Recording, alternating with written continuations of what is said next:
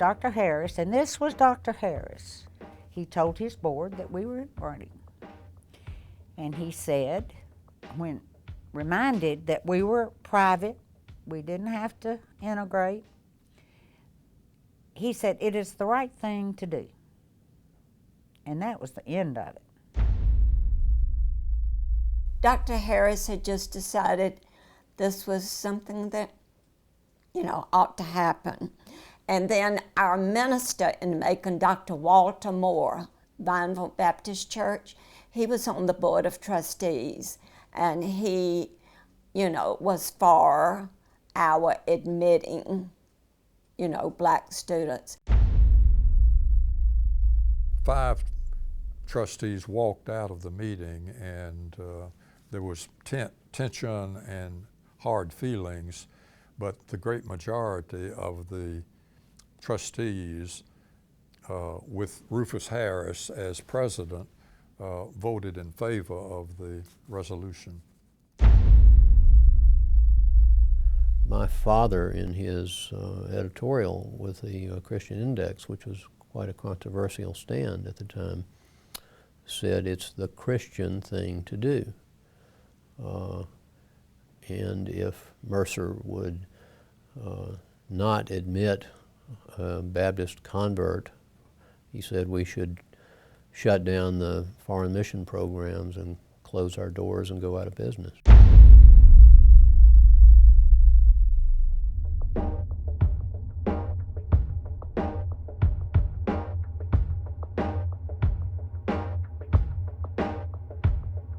The Mercer campus, as I recall, it was sort of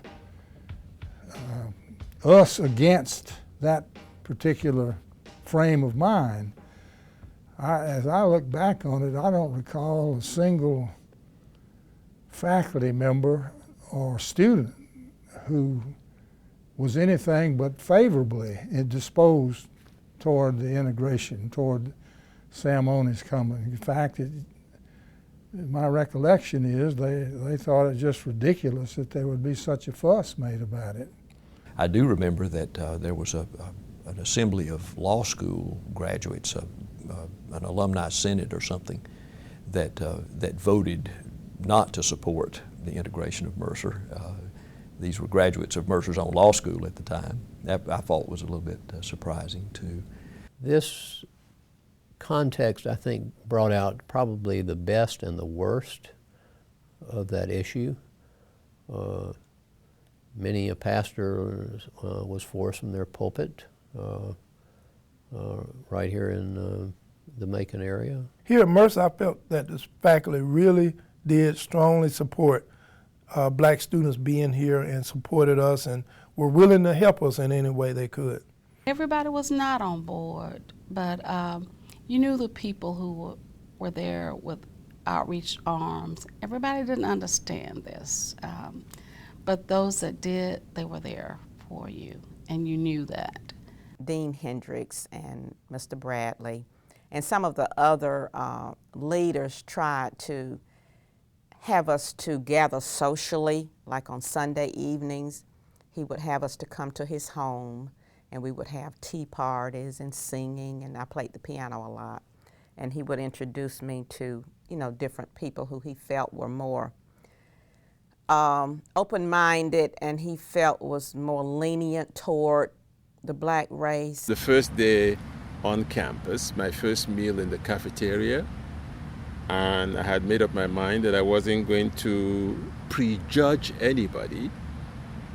And so I picked up my tray of food and looked around where there were some students already seated, and walked up to them and said hello, and I set down my tray of food and proceeded to sit down. And it was almost as if it was on a cue, as if somebody signaled to them. And one after the other, they picked up their trays and moved away.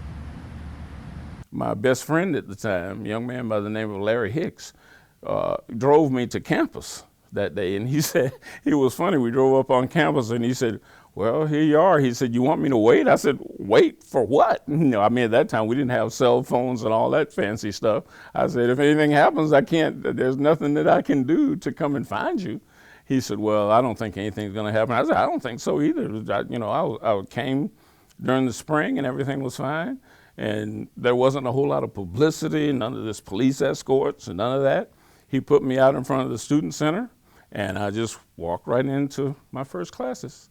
Now, I feel that the atmosphere at this facility differed from others was due to the religious foundations of the school, and also to visionaries in the administration, and most notably for me, Dr. Joseph Hendricks, who labored very hard to implement the new policy. Moving, started taking classes. Some professors were indifferent. Others were treated me as just if I were just another student. But others were there were a few that were very ill at ease at having a black face in the classroom. And again, I didn't take offense at that. Even if you hated the black race, you loved Otis Redding and you loved James Brown and you loved the Gladys Knight and the Pips. You loved that music. So all of us loved that music. So all of us tended to dance together, and then when you dance together, you sing together, and then the singing brought about, camaraderie. So that kind of all helped to ease that burden of integrating races, cultures.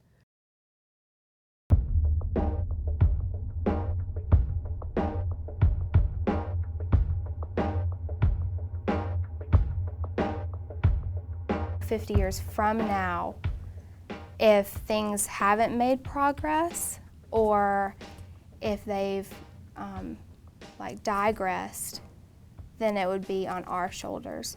So in order to make progress, we're going to have to actively do that. And that's going to come from making sure everyone is equal in the classroom, making sure everyone is equal out of the classroom in organizations, in job searches, and also it's going to be coming from using Mercer as kind of a catalyst for high school students and middle school students in the Macon area today. When someone looks different than someone, you see someone has to go through a process of proving themselves, because everyone, whether you believe it or not, everyone judges a book by its cover. And whether that's the right thing to do or the wrong thing to do, people still do it. It's human nature in a sense. And so everyone looks at a person and they peg what they think their personality is going to be based on who they've been around that looks like that person. And so you see a lot of people being wary of talking to certain people or being friends with certain people. And then you see a lot of people having to earn that trust or earn that friendship more so than someone who looks similar to that person. So there are definitely racial barriers. We can go 20, 30, 40 miles outside of Georgia and still see some of the same attitudes that we saw 50 years ago. But balancing that out, you could still go 40, 50 miles outside of Georgia and see some new attitudes in a positive way that have developed over the last 50 years. And that's encouraging to me. When you walk around campus, it's obvious that a great deal of progress has been made. This is a very diverse community. When you look at the leadership of the university, we've got a diverse leadership team. One of our most outstanding senior vice presidents is a great African American leader. Our senior vice provost is African American. Tremendous progress in terms of makeup of the community, in terms of the leadership of the university. And I think that there's a great deal to be proud of in that respect. That doesn't mean that we don't have a long way to go, but I think there has been tremendous progress here at Mercer and in our society generally in those 50 years.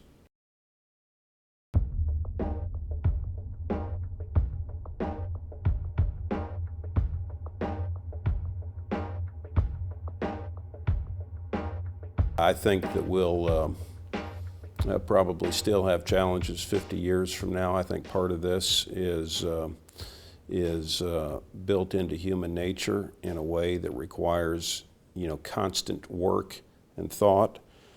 I do think that the generation that follows mine will do better than my generation has done, and I suspect that their children will do better than they've done. I think that there is progress, and I think the arc of history is towards greater racial justice. We've been conditioned to think that differences are bad, but 50 years from now we might be able to condition ourselves that differences are good.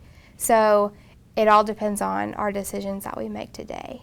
When we can get to the point that we can accept people for who they are, for their strengths and their weakness, and just love them for with the good and the bad, and that, I think that's also part of our Christianity. I think we can really learn to love one another and learn to live together and care about one another and want the best for one another. I believe that in the future we're going to have more deans of color.